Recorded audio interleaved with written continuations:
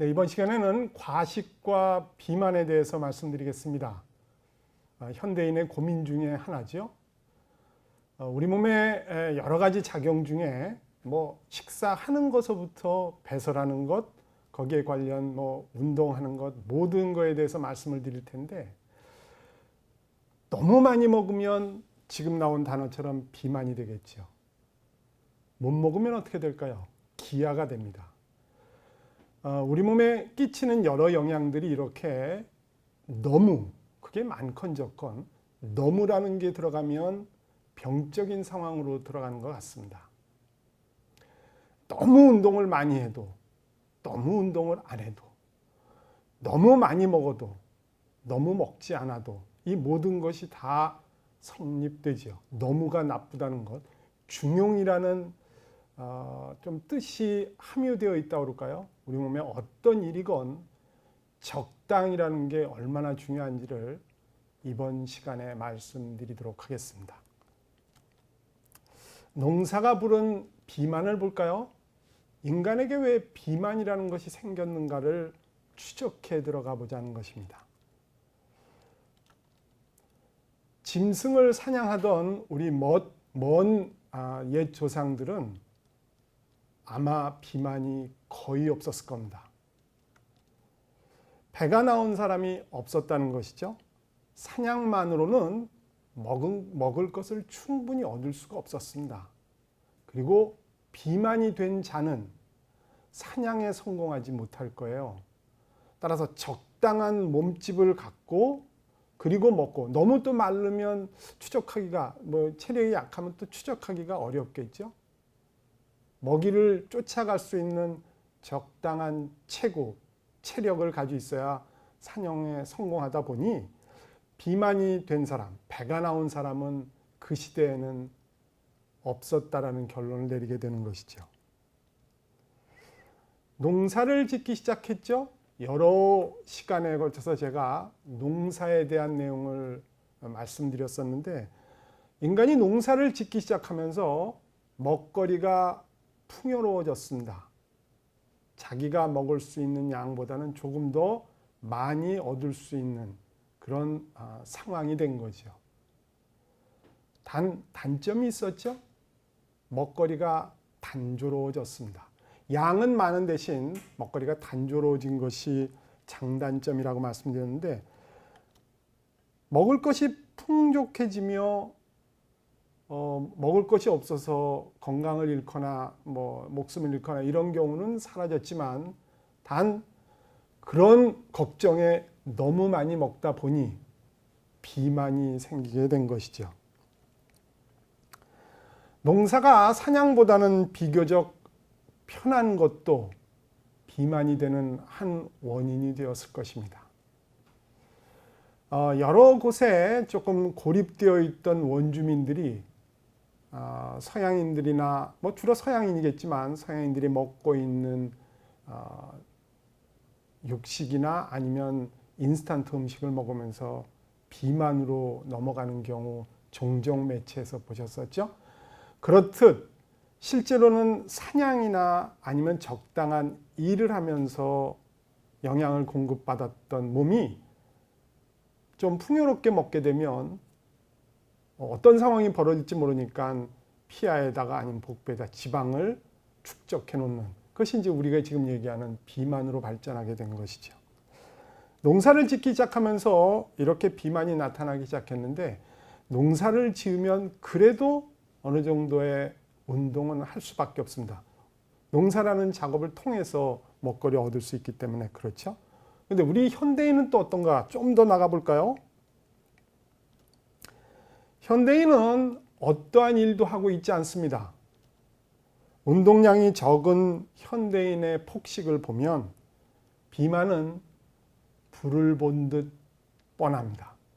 볼 것도 없습니다. 지금 주로 먹고 있는 양은 열량, 우리가 먹고 있는 열량을 보면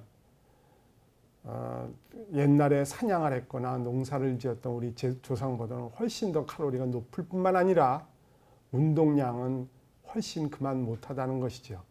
그러다 보니 나는 안 먹어도 살있죠. 물만 먹어도 살있죠. 라고 말하는 사람들 다 거짓말입니다. 무에서 유를 창조할 수는 없습니다. 많이 먹기에 그만큼 축적되는 것이죠. 나가는 양보다 들어오는 양이 많기에 비만 형태로 발전하게 된다, 이렇게 생각하시면 좋습니다. 누누이 말씀드렸던 육식동물과 초식동물들 한번 볼까요? 다른 컷으로 보여드리겠습니다. 이미 보셨던 얘기입니다. 그러나 비만의 이 챕터에 왔으니 다시 한번 다짐하는 의미에서 비만을 퇴치하는 의미에서 또 보시겠습니다. 치타가 기가 막힌 속도로 지금 앞에 있는 초식동물을 쫓아가고 있습니다. 먹이를 얻기 위해 사실은 이들은 끊임없이 움직인다는 것 누누이 말씀드렸었죠. 자기가 먹이를 얻기 위해서도 움직여야 되지만 또 뒤에 오는 포식자한테 잡혀먹히지 않으려면 또 무지막지하게 뛰어야 가야 됩니다. 살이 찔 틈이 없겠죠. 뒤에 쫓아가고 있는 치타, 포식자를 한번 볼까요? 사냥 성공률이 5번 시도하면 1번 정도 된답니다. 저렇게 빠른 것 같아도 눈치 빠른 또 초식동물들이 휙휙 잘 도망가는 것 같습니다. 고기 한 점을 얻기 위해 엄청난 운동을 하는 것입니다. 이들이 배가 나올까요? 이 두 마리는 절대로 비만이 될 수가 없을 것입니다. 도망가고 쫓아가고 하는 것을 시도 때도 없이 저렇게 하는데 만일 여분의 지방이 피하나 복부에 있었다면, 우리가 말하는 비만이 되었다면 금방 잡혀먹힐 것입니다. 저만큼의 스피드를, 도망가거나 쫓아가는 스피드를 낼 수 없기 때문에 그렇습니다. 역설적으로 말하면 그렇다는 것이죠. 쫓기는 사슴과 추격하는 치타의 몸에서 비만의 징후를 찾아본다는 것은 논리적으로 봐도 맞지 않는 것 같습니다. 인간과 애완동물의 비만을 볼까요? 또 이것도 누누이 말씀드렸던 것이죠. 지구상에 살고 있는 생명체 중에 비만을 걱정하는 것은 딱 2가지다. 지금 제목에 있습니다. 또 보여드렸던 거지만, 그리고 계속 말씀드렸던 내용이지만 또 한번 보여드리겠습니다. 어마어마한 고양이를 어마어마한 주인이 지금 안고 있죠. 오른쪽에 있는 분도 사실은 심히 걱정되는 비만 상태 같습니다. 지구상에서 비만을 걱정하는 동물은 이제는 외우시죠? 하도 말씀드려서 사람과 사람이 기르는 애완동물 뿐입니다. 나머지 동물은 없습니다. 어느 동물이 사람처럼 아침에 잠에서 깨어나자마자 냉장고에 있는 우유와 햄 아니면 샐러드 같은 거를 마음대로 먹을 수 있을까요? 불가능합니다. 어떠한 동물도 어느 정도의 운동, 사실은 투자를 하지 않고 먹이를 얻을 수는 없게 되어 있다는 것이죠. 여기 2마리의 애완동물이 있는데 귀엽다고 느끼시나요? 아니면 좀 흉측하다고 느끼시나요? 육식동물의 본능을 버렸죠. 2마리는 육식동물로 시작한 조상 이후에 사람 곁에 붙어 살면서 쉽게 먹이를 얻기 시작했죠. 배가 늘어진 상태로 어슬렁어슬렁 돌아다니고 있죠. 사람을 봐도 힐끗 한번 쳐다보고 그냥 피하지도 않고 그냥 어슬렁어슬렁 돌아다닙니다. 사람이 저지른 또 다른 자연 파괴라고 생각해 보신 적은 없나요? 저들이 저 몸매를, 비만을 원했을까요? 아마 인간 마음대로 저렇게 만들어 놨다고 생각되어집니다. 자기의 주위 환경을 파괴하는 것은 또 마찬가지로 말씀드렸던 내용입니다. 사람과 바이러스뿐입니다. 바보지요. 자기가 살고 있는 환경을 파괴하면 자기가 죽게 되기 때문에 어떠한 생명체도 그 짓을 하지 않습니다.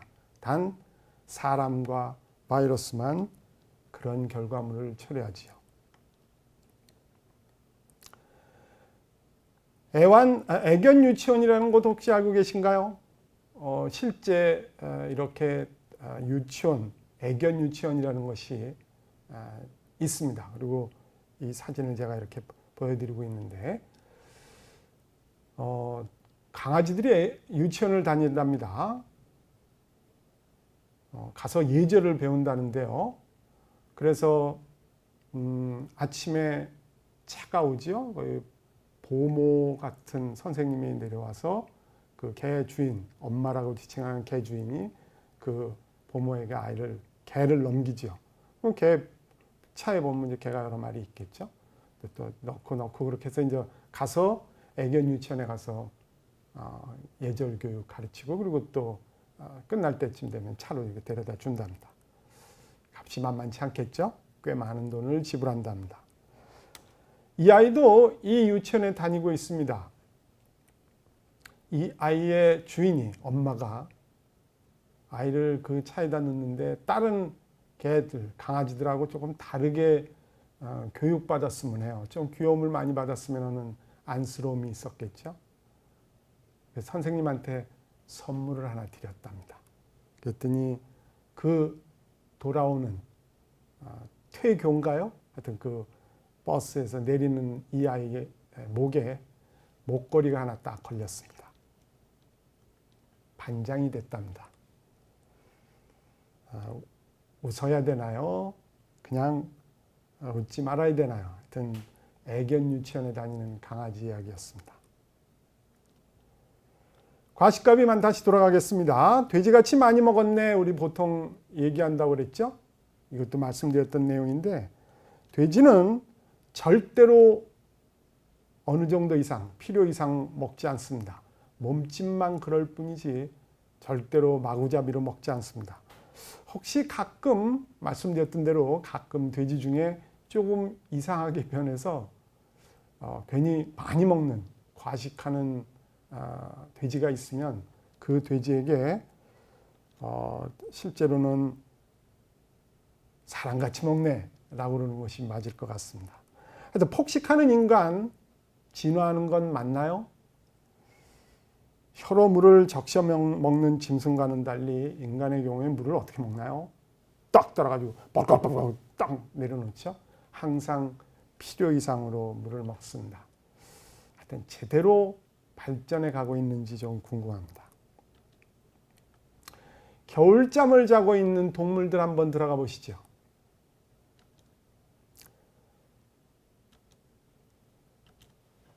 곰은 겨울잠에 들어가기 전에 몸무게를 30에서 40%를 늘립니다. 잘 아시죠? 캐나다 뭐 이런 데 가보면 겨울잠 자기 전에 굉장히 많은 양의 연어를, 그것도 껍질만 벗겨서 피하에 있는 지방만 먹고 하여튼 연어를 열심히 먹습니다. 그러면 몸무게가 30-40%가 늘어나게 됩니다. 하여튼 자기 몸무게 30-40%가 늘어나면 어마어마한 비만입니다. 먹이가 풍성한 가을에 잔뜩 먹어서 지방을 딱 그렇게 비축을 한 뒤에 에너지가 적게 드는 수면 상태로 겨울을 나게 되죠. 이들은 왜 겨울잠을 잘까요? 겨울잠을 자는 이유는, 곰이 겨울잠을 자는 이유는 겨울에 먹을 것을 얻기가 어려워서 그렇습니다. 따라서 먹이가 풍부한 가을, 그때 왕창 먹어서 피하에다가 딱 이걸 저축시킨 뒤에, 피하 지방이 되겠죠? 저축시킨 뒤에 에너지를 최소화 쓸 수 있는 방법, 자는 겁니다. 그래서 적당한 장소에 가서 그냥 쪼그리고 자는 것이죠. 그러면 저축되어 있던 그 피하 지방을 정말 최소한 쓰면서 점점 줄어들겠죠? 줄어들면서 겨울이 넘어가고 그 다음에 먹이를 구할 수 있는 봄에 툴툴 털고 일어나는 것입니다. 현명한 방법이죠. 지금 말씀드렸던 이 겨울잠이라는 것은 그냥 졸려서 추워서 자는 게 아니라 겨울에 먹을 것을 얻을 수 없기 때문에 자는 것이다. 기억해 두시기 바랍니다. 보통 우리가 가을에 말이 살이 찌는, 그래서 천고마비라는 말을 하죠.